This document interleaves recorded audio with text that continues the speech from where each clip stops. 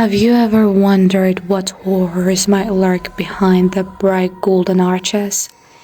The seemingly innocent fast food joint that serves up smiles and happy meals? Well, let me tell you a tale that will make you think twice before setting foot in a McDonald's after dark. It all started when I took a night shift job at the McDonald's near my college campus. The extra cash would help with tuition, and I figured slinging burgers for a few hours wouldn't be too demanding. Little did I know, I was about to stumble into a nightmare straight out of a horror movie. The first few nights were uneventful, prepping food, cleaning up after the dinner rush, and dealing with the occasional rowdy customer. But then, strange things began to happen. Subtle at first, like items going missing or being moved to odd places. Then, the eerie feelings crept in, like someone or something was watching me. One night, I was mopping the lobby when I heard a faint noise from the kitchen. A scraping, almost scratching sound that made the hairs on my neck stand up. Against my better judgment, I went to investigate, only to find the stainless steel prep surfaces covered in deep gouges, as if clawed by some massive beast. From that moment on, the weirdness escalated tenfold. Food would spoil overnight despite being properly refrigerated and wrapped. Equipment would malfunction, belching black smoke and sparks for no apparent reason. And always that nagging sense of being watched, of something sinister lurking just out of sight. I confided in my co-workers, but they brushed it off as pranks or my overactive imagination. A few of the younger employees even joked that we were being haunted by the ghost of Ronald McDonald. I forced an uncomfortable laugh, but deep down, I knew this was something far more nefarious. The feelings of dread only intensified with each passing night. Odd noises would echo through the empty restaurant, skittering, almost insectile moments in the shadows. Faint whispers that raised every hair on my body. Sometimes, I'd catch movement out of the corner of my eye, only for it to vanish the moment I turned to look.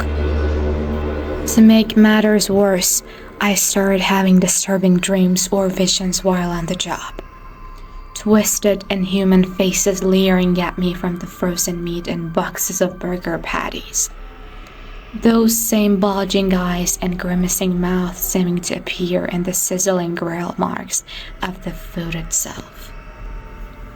I tried dismissing it as lack of sleep and work-induced stress playing tricks on my mind, but the visions grew more vivid and frequent, until I could barely look at the McDonald's products without seeing those grotesque visages burned into my psyche. Then, one fateful night, I witnessed something that would forever shatter my perception of reality. I was taking out the trash when I caught movement in the shadows of the dumpster area. At first, I thought it was a stray animal scavenging for scraps, but as it stepped into the dim glow of the security lights, I realized it was something far more horrifying. It stood nearly 7 feet tall, a twisted, grotesque parody of a human form.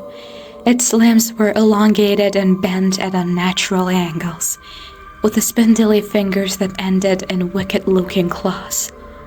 Its skin appeared to be made of some sort of leathery, decaying material that hung loosely, as if it were barely clinging to the nightmare creature's skeletal frame.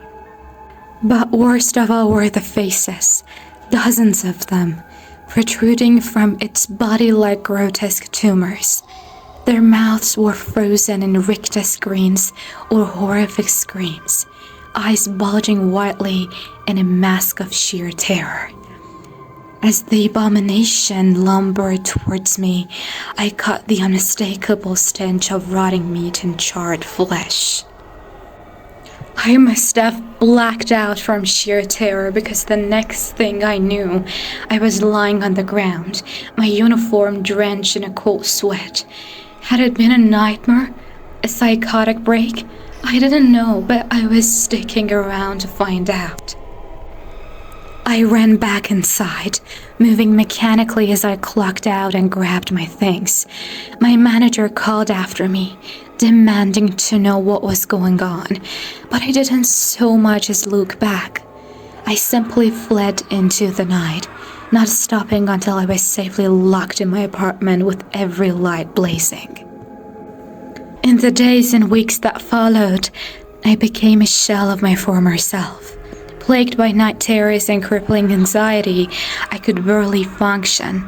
Dark circles hung beneath my eyes from lack of sleep, and I startled at the slightest noise or movement. My grades plummeted, and I nearly flunked out of school that semester. Desperate for answers, any shred of rationale to explain away what I had seen, I did some digging into the history of that particular McDonald's location. What I uncovered would shake me to my core. Apparently, the restaurant had been built on the site of an old slaughterhouse that had burned down under Grizzly. Mysterious circumstances in the late 800s. Dozens of workers had perished in the blaze, their bodies burned beyond recognition. According to the reports, their anguished screams could be heard blocks away as the inferno raged. Could the restless spirits be bound to that accursed patch of land? Had I witnessed some sort of otherworldly manifestation born of their suffering and violent deaths? The very notion caused my blood to run cold. I attempted to report my encounter to the authorities, but they dismissed me as another crackpot raving about ghosts and monsters under the arches. The manager I had spoken to that night claimed I had simply walked off the job without explanation. Without proof, without anyone to corroborate my story, it was my word against theirs. To this day, I can so much as drive past a McDonald's, any McDonald's, without breaking into a cold sweat. The mere sight of those golden arches fills me with an overwhelming sense of panic and revulsion that claws at my very soul. Many nights, I'll jolt awake in a tangle of sweat-soaked sheets, my mind replaying those horrific moments on an endless loop. The grotesque, writhing form, those endless, screaming faces, the unmistakable reek of death and decay. On such nights, I can't bring myself to go back to sleep for fear of what fresh terrors my subconscious might unleash. So you see, that accursed night shift didn't just make me quit my job. It shattered my grasp on reality itself. So go ahead, grab a late night snack. But don't say I didn't warn you about what might be lurking in the shadows, waiting for you with withered claws and a grotesque smile.